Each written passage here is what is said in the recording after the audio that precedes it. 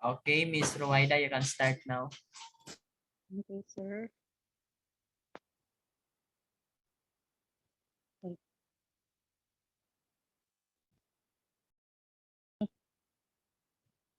Aman to.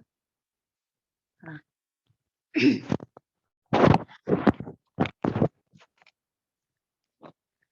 Pleasant greetings, everyone. I apologize for the inconvenience.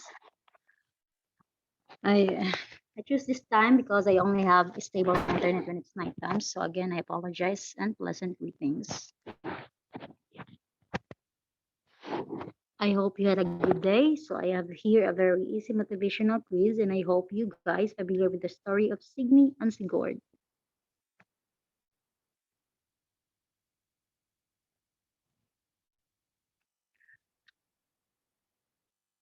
Sige guys, kung sa may mo volunteer mo answer.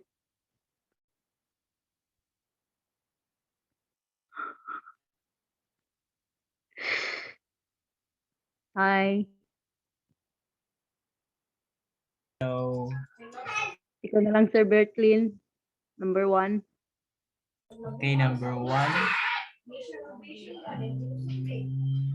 Saan siya?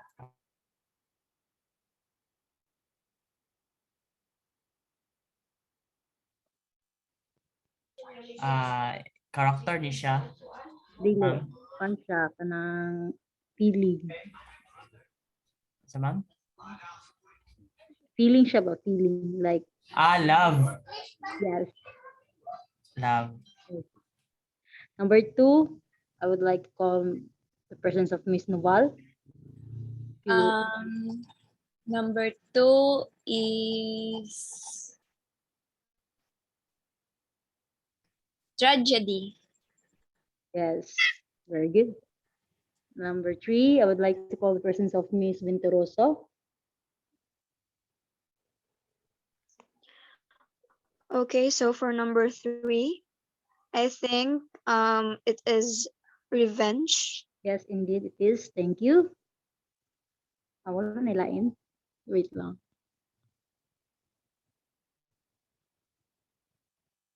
How about you, Sir Bertlin, again? Would like to call your persons.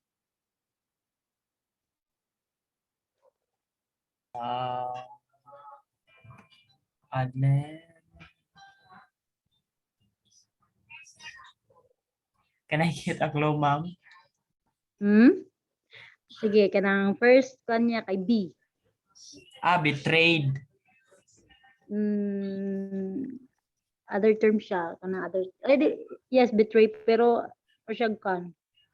Betrayal. Yes. Betrayal. Number 5. Who would like to volunteer?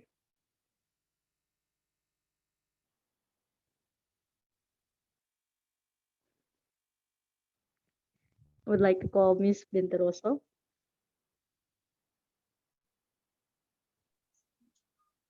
Hirap ba? So, ano siya? Sige, butang na to siya letter. Ang last letter niya ay kanang kadua. Second to the last kay G. G. Okay, marriage. Yes, it is. Okay, so you're familiar with my story kasi kan set 2 kay it is character of my story. Yes. Ano siya? SIGURD. Yes. Yes, sir. Thank you. How about number 2? Anyone? SIGNY? Yes. I don't know how to pronounce. Yes, SIGNY. Yes, ma'am. It is. How about number 2? Love Number 3. song. Love song. No. No. No. He was one of the main characters. The main character din. Yes, it is. Kana siya na set 2. Ang tanang set 2 kay character siya dito. Ang story.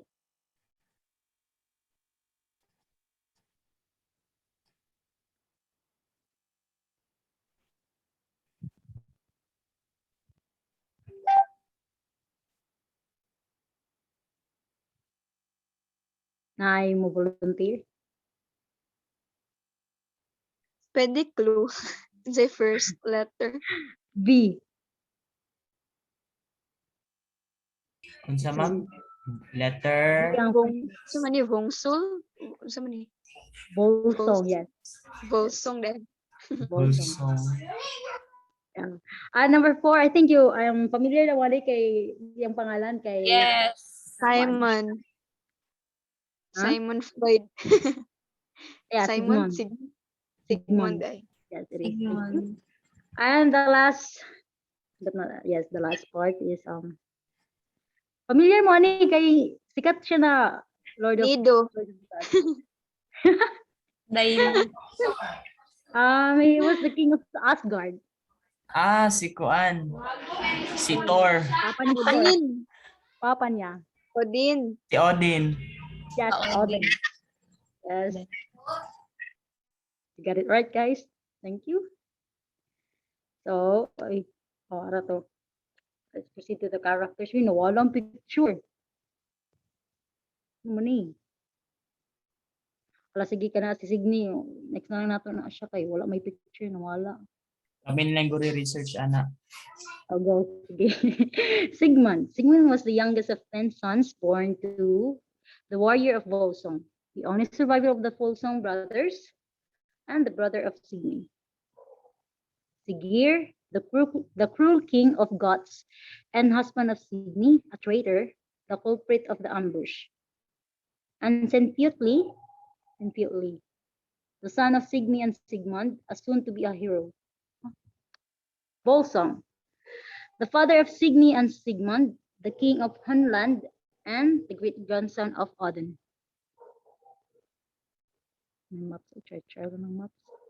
Sigurd, the great hero,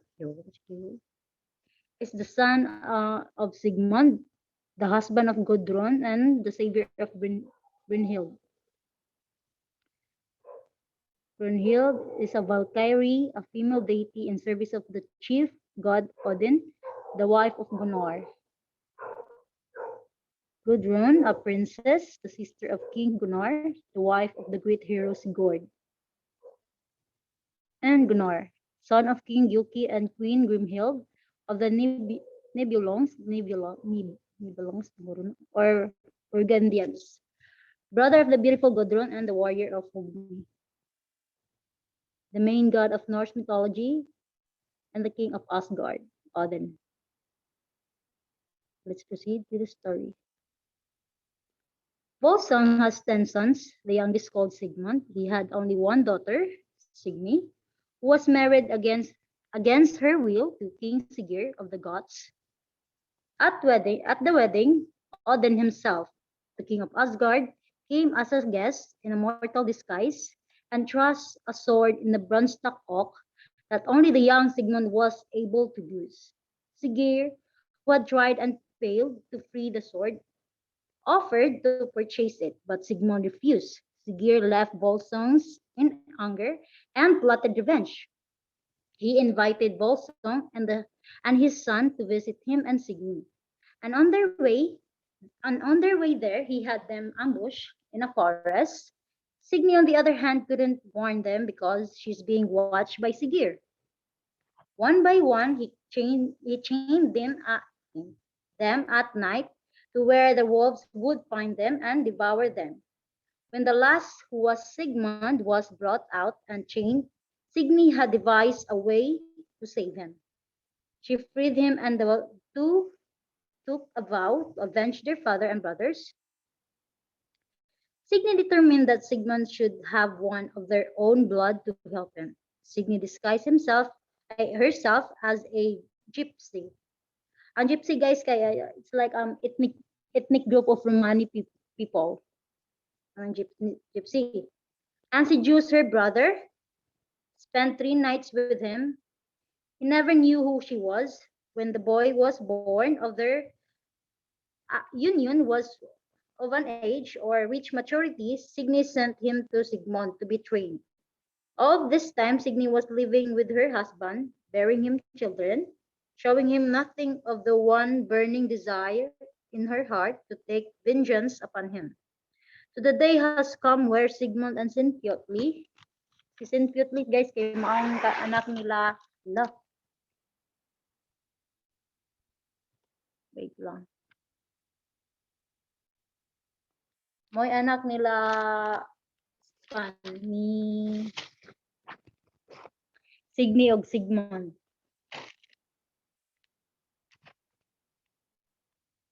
Surprised the household, they killed Signy's other children.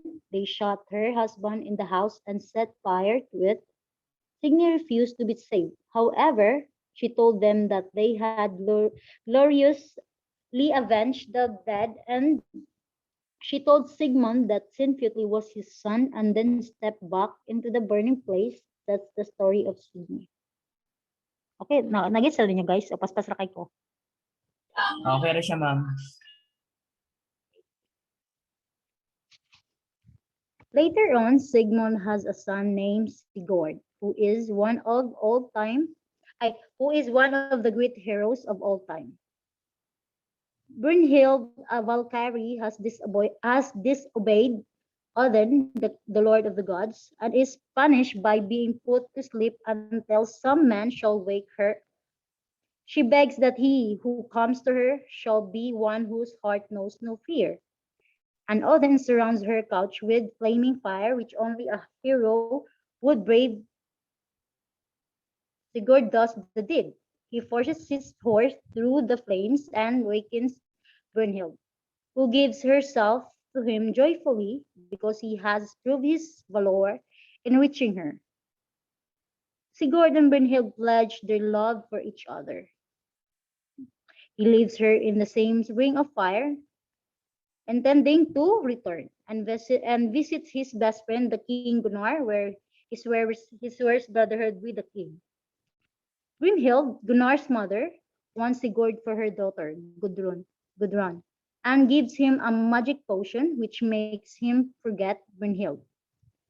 Gunnar decides he wants Brynhild for a wife, but he is unable to pass the marriage test of the Ring of Fire.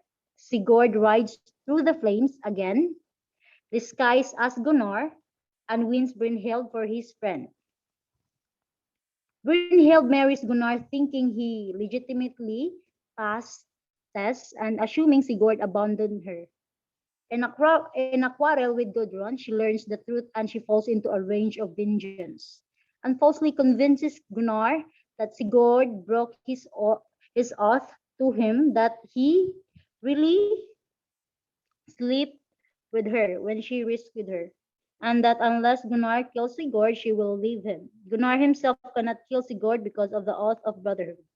He has sworn, but he persuades his younger brother to slay Sigurd in his sleep, and Gudrun wakes to find her husband's blood flowing over her.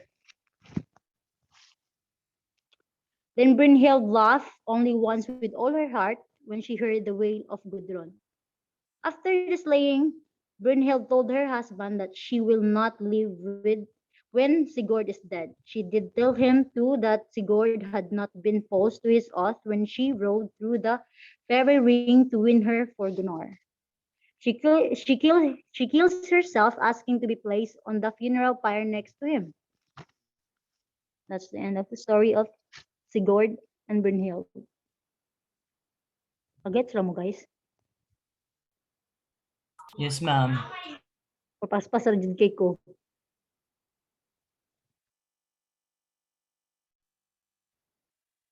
Mag-proceed na to sa quiz. Ay, dili, lagi. Kani siya na question kay in your own words lang ni siya ha. So volunteer. Kasi mo answer sa number 1. Anyone? Ako, ma'am. Try ko, ma'am. Sige, go. Do you agree or disagree that revenge, piniluma sa iyong cellphone, can sometimes be justified? So, for me, based on the story, if I would say, I will be disagree because as a person or as a human, we are not be able to have any revenge if you have a true commitment of what you have, especially as I said that we we don't have really take a revenge of those person who have a who have a kumbaga kasalanan or have a we don't have take revenge of that because and if uh in that matters if you really rely on that you don't have to be succeed of what you have planned. So in order for us to achieve our a certain things that we have meant in ourselves, we just uh, take aside what is the problem and take some chill and do not be revenge at all because it not just be justified as you as a human to take as revenge. Thank you. Yes, thank you, Sir Bertlin. That's a very good answer. Yes, revenge is an act of hypocrisy. So number two, what lesson did you learn from the story of Signy and Sigurd? Anyone?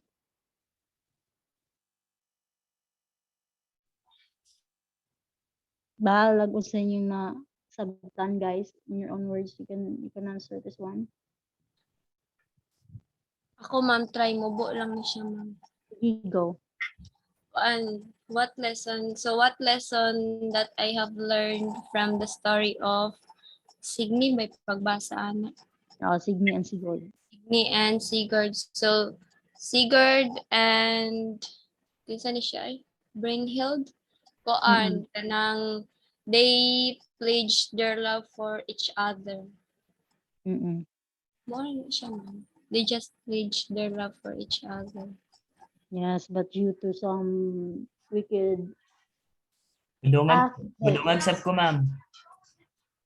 Sige. So what lesson did you learn from the story of Signy and Sigurd? For me, the moral lesson of this myth is in the ethical norms of the methodology. I see in that story that to live is to suffer, and the only solution of the problem of life is to suffer. Life is to suffer with courage. So as we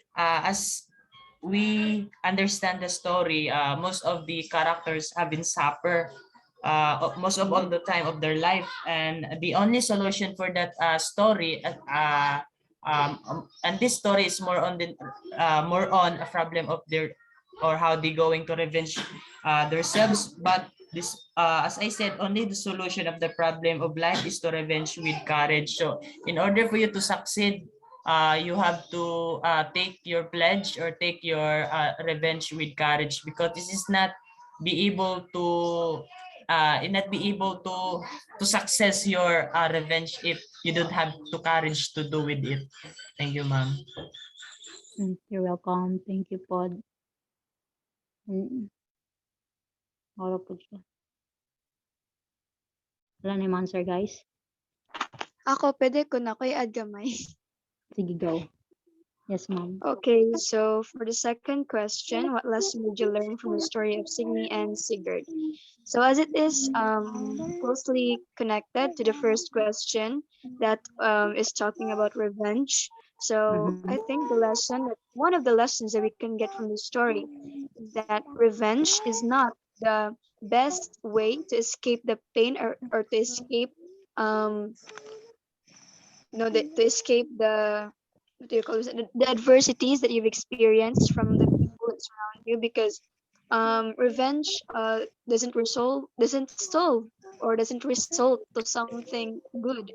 And we experience a lot of aches, a lot of pain, a lot of discouragements from people, but then revenge is not the thing or not the only thing um, to feel happy or to feel what do you call this one, to feel successful from the things that we want to get. And then also like what Mr. Bertlin said a while ago, that um you need to have the courage, yeah, we need to have the courage, but not that we don't have to we can have the courage, but we don't have to apply a revenge just to gain the success that we wanted from what we've experienced from the people that we surrounded by. So that's it. Thank you. Thank you for all your answers. Indeed, revenge is it's not a solution to end our suffering, but you guys are correct. Correct mo tanan kanang wala siya wrong. You guys are correct. Anyone kanang moapasog answer and do you agree or disagree the revenge can sometimes be justified?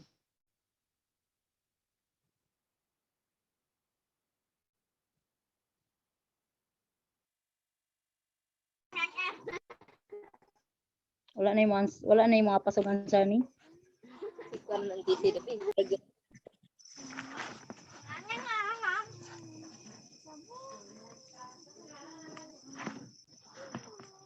So guys,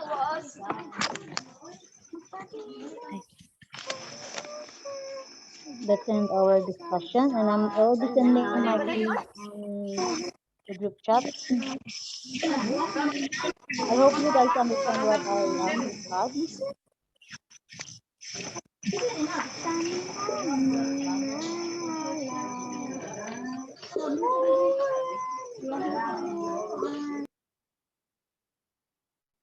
So guys, ako lang isa ng links sa GC para maka-answer na ta. Ay, maka-answer na mo sa akong quiz. Okay, so thank you, Ma'am Ruayda Muhalli, and thank you for the Thank you for Sir Bertin. thank you to Lainey Pete Noval, Camille Pindaroso, and Ibale who are been participating this demonstration. So God bless everyone and good night. Thank you. Bless. Good Thank night. you. God bless. Salamat sa tanan.